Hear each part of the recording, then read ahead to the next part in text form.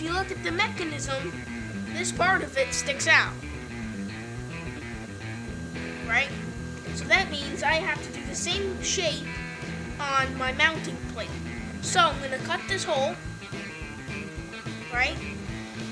Then I shape it to fit this.